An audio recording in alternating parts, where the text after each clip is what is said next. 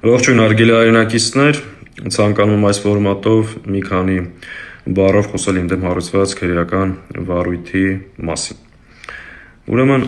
3 իմ բնակարանը խուզարկելուց հետո քննչական կոմիտեն տարածեց հայտարարություն հետևյալ բովանդակությամբ, ընդհանրապես վերնագիրն եմ ընթերցում ձեր համար, որ արգելանքի տակ գտնվող գույքի նկատմամբ ապօրինի արարք կատարելու եւ գույքի մասին հայտարարագիր ներկայացնելուց խուսափելու առթիվ նախաձեռնել քրեական վարույթ։ Եթե ամենամեղմ կերպով ձևակերպեմ, այս բովանդակությամբ քննչականի հայտարարությունը իրականության հետ որևէ աղերս եւ առնչություն չունի։ Ինչի՞, նախ ես արգելանքի տակ գտնվող որևէ գույքի նկատմամբ որևէ գործողություն չեմ արել եւ դա փաստ է, այսինքն գույքը արգելանքի տակ դնելուց հետո ես որևէ գործողություն չեմ արել եւ քննչական կոմիտեն որևէ փաստ եւ որևէ հիմք դրա հետ կապված չունի։ Եվ երկրորդը ինչ է նշանակում խուսափել հայտարարագիր ներկայացնելուց։ Ըստ էության այս գործը հարուցել եք նրա համար, որտեղ ես հայտարարագիր եմ ներկայացրել։ Ու ներկայացնել ոչ միայն դահակին, այլ նաեւ կոռուպցիայի կանխարգելման հանձնաժողովին, այսինքն մեկի փոխարեն 2 հայտարարագիր եմ ներկայացրել։ Եվ ըստ էության ես եմ այդ հայտարարագրով բացահայտել, որ ես ունեմ կանխիկ գումար, ընդ որում տարիներ շարունակ եմ դա հայտարարագրել, ասել եմ դրա գտնվելու վայրը, քանակը, ծագման աղբյուրը, հետևաբար ինձ ըստ էության ոչ թե հայտարարագիր չտալու, այլ հայտարարագիր տալու համար են մեղադրանք առաջադրում։ Այսինքն 2 են հիմքերը, որի մասին խոսվում է, դրանք իրականության հետ որևէ կապ եւ առնչություն չունեն։ Ընդ որում,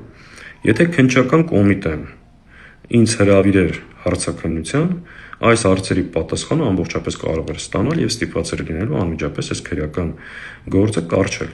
Բայց ինչ արել քննչական կոմիտեն։ Այս իր հայտարարությամբ ըստ էության չհաղթահարելով անձեռնամխելիության արգելքը մեղադրանք է առաջադրել եւ սա ստեղծել է փակուղային իրավիճակ։ Այլ կարգավիճակով ինձ հրավիրել չէին կարող, կամ դա է պատճառը, որ չեն հրավիրել, կամ եթե հրավիրեին, այս հարցերի պատասխանը կստանային, ստիպված այս գործը պետք է կարճեն։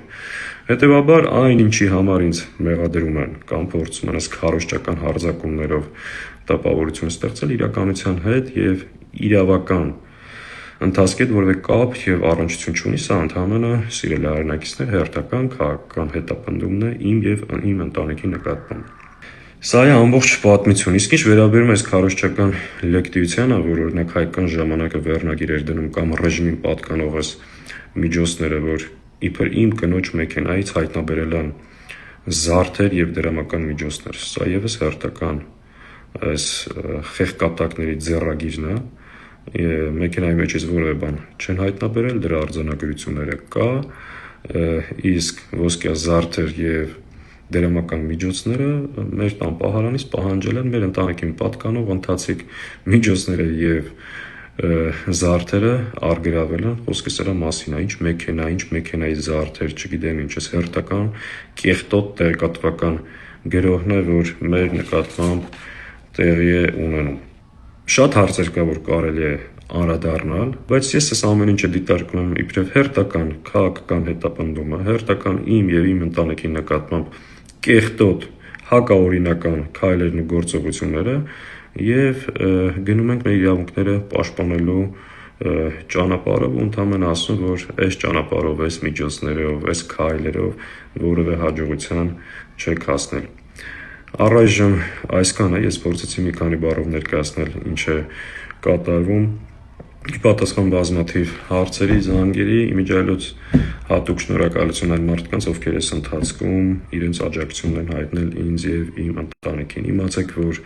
նման քայլերով որևէ կերպ փոքր, ասած աննշան նույնիսկ չեն կարող կաշկանդել իմ քաղաքական գործունեությունը, ասած բաներ այս ընթացքում շատ են տեղի ունեցել եւ սա հերթական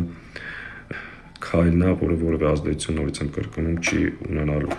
եւ անկախ ամեն ինչից չպետք է նաեւ թույլ տանք, որ նման քայլերով եւ վերաբերմունքով մեր շեղեն մեր հիմնական օրակարգից ու հիմնական անելիքից եւ գլխավոր քաղաքական պայքարը արժևում է ու միասին շատ գործ ունենք անել։